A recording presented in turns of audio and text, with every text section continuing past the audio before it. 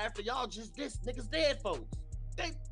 Everybody so rah-rah and big men, folks. Come out and let them know like BJ let one of the guys suck his. Y'all gangsters, y'all the biggest. BJ was just on Instagram the other day. You can look at if you see BJ and that's the pretty boy one. Bowlet, we got niggas fucking bad and we out the bed. Yeah, y'all sending shorties them off. But go tell the world that y'all let niggas y'all dick. Grown men letting other grown men suck they. This is who they got fueling and polluting the youth. These big gangsters. And on my mama, this been my first love and Devon was best friends. May folks rest in peace. So every little people that he done did something freaky, sneaky, diggy with over there on that block, I know about it. And you nigga, come on, man, I ain't finna keep letting y'all let show you. Bro, they Geechee gangsters. Old block full of Geechee gangsters, gang. I mean, you gotta be a Geechee gangster if you wanna be around a nigga all day anyway. Who wanna be around niggas all day anyway? All right, Jay Hood, how's it going? Man, I'm good, brother. How you doing? I'm good, man. Glad to have you back, man. You know what I'm saying? We did some pretty good numbers last time. The fans seem to really like your content and like your take on things. Man, yeah, I mean, hey, the truth is almost here. And I ain't talking about me, but he on his way back. So, yeah, a lot of things folks gonna, have an ear to hear that I got to say nowadays. So, man, it's a good thing. It's definitely a good thing. So, quite a bit happened since our last interview, but I think one of the more shocking things that happened was when Charleston White got into it with DJU and pulled out his gun. Did you have a chance to check that out? Yeah, I checked it out. I did a video on it. It was weird. Yeah, I checked it out, man. I think a lot of people they say that they able to learn from Charleston White. And he's such a smart and loving, and he's truly a character. And again, like I say, you can learn a lot from him maybe, but I don't even want to say that no more because a lot of what his light is ain't really light. He talking about a bunch of worldly stuff and it's truly vain. But to somebody who want the world and they just want to be seen by the world, these dudes love who he is, but how y'all gonna call a man righteous? Because that's what he portrayed. That's what he try to get people to think. If these rappers so evil and they the devil and they so satanic and they so just devilish, what are you? Somebody that got a troll? Because he made it seem as though like that whole thing was fake. So if it was fake, and it wouldn't be his first time because he act like he shot himself. This is the same Charleston White that made it seem like he shot himself. And it's like, dude ain't worried about saving nobody's life how y'all think. It's like these dudes are just trolling. It's all for money. Go listen to Charleston White. I can't do nothing for man. If it ain't about no money, I don't want to do nothing. You niggas is It's just funny. And that's why most people like him, because they think that he give off funny truth, but it just hurt to hear. Nigga, a lot of what he say, I will say it's truth in it, but it ain't the truth that we need. Because if he was giving us truth from the true one, we will be looking at everything that he continues to say, everything that he continues to do with his word. Why you trolling? If this, you and Lil DJ, if that whole altercation was fake, what's the purpose? You out here supposed to be helping the minds of the young kids like you say you doing, you helping them. So why are you, and the thing is, a fool will tell you just mad because he making money. Let him feed his family. So it is okay for a man to feed their family off the minds, off wasting time and wasting the mind of the people. They can monetize off hurting us. Because if they ain't helping you, then clearly they hurting you, right? That's what we don't understand. And people will literally say things like that. And I just sit there and think about why they think these things. It's because of the people who they follow.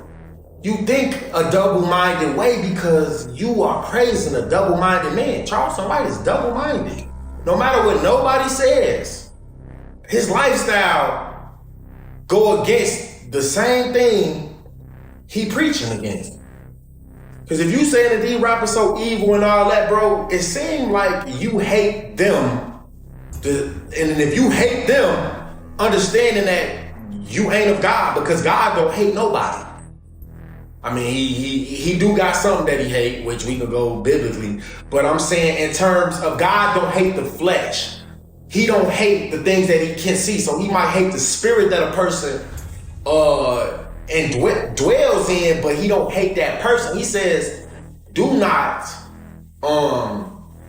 we don't fight the flesh. That's what it is. We do not fight flesh. So I don't fight you, Cam. If it's you getting angry, it ain't you who I'm really truly should be angry at. It's something that might be inside of you causing your anger, and which I should be questioning. And that's how the Most High try to get us to see. But I know that understanding is like, for a lot of people, it's like you speaking in Ebonics. You speaking a foreign language to these folks. They don't know what you said. If I start talking about God, if I started speaking Bible scriptures, right now, people, it'll seem like this to folks. Because you don't understand. You see your flesh, what is this nigga talking about? And that's why I don't read the Bible.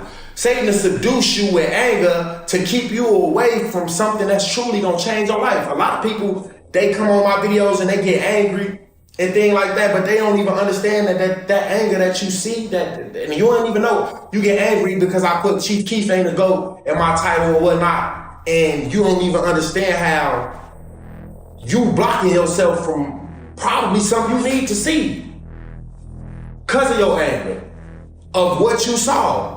And you ain't think no deeper. But yeah, Charleston White, man, he is an illusion. He just another false sense of security for people thinking that, oh man, we got a strong black man that's really up here, and he actually helping us. That's just what it is, and he ain't helping nobody.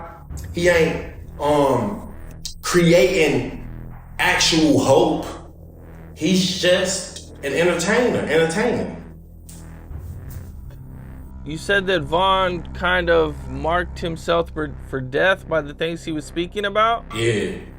So you referring to his music, I'm taking it? Yeah, right? I'm referring to his music. The Bible says this. You don't have to believe the Bible, but understand that what the Most High got and set in order, whatever comes with what you do, it's a cause and effect to everything. It's his cause and effect to everything. And so we got a bunch of people in our carnal state, which is this physical. We do something in a carnal, but don't understand it got a spiritual effect on it. This is the cause. It has a spiritual effect. And what's the manifestation of that spiritual effect? If all day I'm saying that niggas don't want smoke, niggas can't catch me, and I kill you and walk the bam. In a moment, I'm doing this with the carnal. Now the spiritual hear me speaking all these curses over my life, over your life. So what is the manifestation of what the spirit hears? Oh, the spirit, in however way the Most High ordained it, you marking yourself for death. I'll give a quick story, a real quick Bible story. Joseph, he became king of Egypt. However, he became king of Egypt, and he took his wives away from the father because of it's a long story, but he took the wives away from the father. And the father caught up with them, and he was like, someone like, who was it that stole this precious item from me? And Joseph, being the king, he said, I don't know who it was, but whoever stole your possession, I marked them with death. He was marking them with death with his word. He did not know the person who stole that precious item was his wife. His wife ended up dying, giving birth to his child. He spoke life, he spoke death over her life, didn't know what he was doing with his words, and the manifestation came about. He said, whoever stole, it's in the Bible for a reason. It's in there so that we would know that we got power in our tongue to speak life and death. So yeah, Vaughn spoke death, a lot of death. Not only did he speak death, he lived by the sword. And if you live by the sword, you're going to die by the sword. That's just the facts. You mentioned Little Tim and Vaughn's situation. Do you think that King Von's reputation is the reason why Little Tim was so quick to shoot him? It could have been. I'm saying it could have been, but I think it was already pre-planned.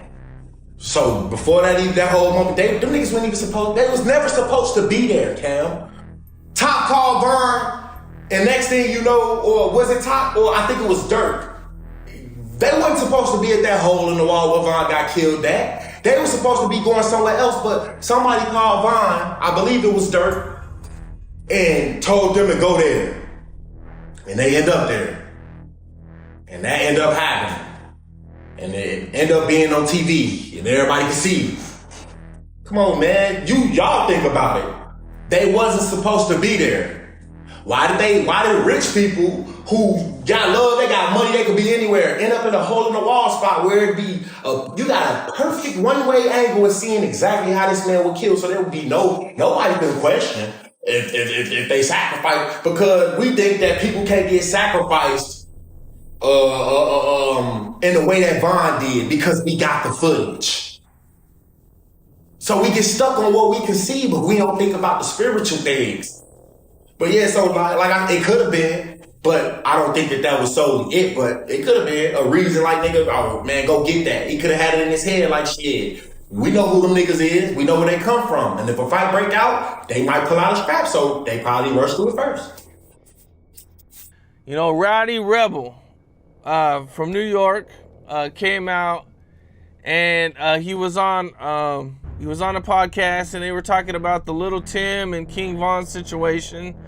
And, you know, he said that Little Tim didn't have to get out of the car and do that. Like, he could have just kind of backed everything down, and he didn't have to take it to that extreme, man. Did you check that out? I didn't check it out, but like that, what he said right there, that make a lot of sense, don't it? Makes sense to me. I haven't heard that. I can speak on that though, because you feel me? Is that what you want me to do? Speak? Because I definitely want to speak on it. Just what he said. Yeah. Just to go right into it, the bat is that like it was a fight. If there was a fight breaking out and you quick to go get your weapon, it seems like it was pre-planned. And so I hope folks can understand that like a lot of this stuff we seeing through our visual lenses through the carnal of man, but we don't know if there was any back work, any people conspiring against Von for his demise, because they could have very well had that whole thing, man, like, hey man, if anything break out, I'm gonna be quick, because soon as it start happening, as a man in the streets where there's nobody else grabbing guns, I'm about to be throwing knuckles like everybody else. But why was he so quick to kill in that moment and with no backlash? I mean, he didn't even think, he just act. So it seems to me like something else had to go on before that moment, because dudes don't operate like that. People ain't just pulling their gun out in the midst of, I'd say if somebody just beating down on you, and it'd be easier because your emotions get the best of you and you could just release wrath on them. But he was fighting your homie one-on-one. It wasn't like everybody else was beating him down. And if you was really trying to protect him, I would have been like, and what it looked like, it seemed like a mob was coming at him, right? All them people, but only Vaughn was the one punching and doing this. But he made sure that he did this. He didn't get the pistol to protect him from everybody else. It seemed like it was a Vaughn thing. And so it was weird, and it should have been handled differently. But again, man, when we mark ourselves for death coming regardless. So Vaughn marked himself for death with his words, with the music and the curses he was speaking on his life. And that's why we got to understand our words have meaning. And if you don't understand your words have meaning, we're going to be sitting looking at God, angry at him, when it was us and what we did that got us into the mess. So it's not a situation that I like to talk about, but I wish it would have went differently.